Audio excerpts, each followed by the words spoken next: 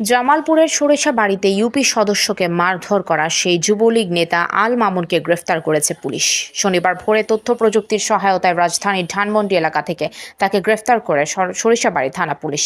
সরিষাবাড়ী থানার officer in charge Mushfiqur Rahman বিষয়টি নিশ্চিত করেছেন। আটককৃত আল মামুন উপজেলার ডোয়াইল ইউনিয়নের চাপারকোনা গ্রামের বাসিন্দা।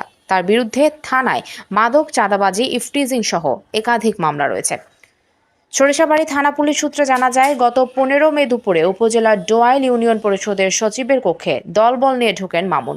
এ সময় পরিষদের উদ্যোক্তা ইমরান হোসেনের কাছে জোরপূর্বক জন্মসনদ দিতে বলেন।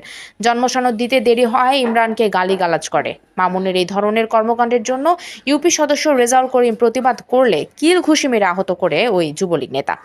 এই ঘটনায় তার বিরুদ্ধে থানায় মামলা হলে অভিযান চালিয়ে রাজধানী ঢাকা থেকে তাকে আটক করে পুলিশ। এ ব্যাপারে সরিষাবাড়ী থানার অফিসার ইনচার্জ মুশফিকুর রহমান বলেন, ডোয়াইল ইউনিয়ন পরিষদের মেম্বারকে মারধর করার ঘটনায় মামুনের বিরুদ্ধে থানায় মামলা হয়। পরে পুলিশের তথ্য প্রযুক্তির সহায়তায় তার অবস্থান শনাক্ত করে ঢাকার ধানমন্ডি এলাকা থেকে গ্রেফতার করা হয়। বেলা অনুমান 12:35 সময় সরিষাবাড়ী থানাধীন 3 নং ডোয়াইল ইউনিয়ন পরিষদে 2 নং সরিষাবাড়ী প্রতিনিধির পাঠানো তথ্যচিত্রে PIB 71 টিভি।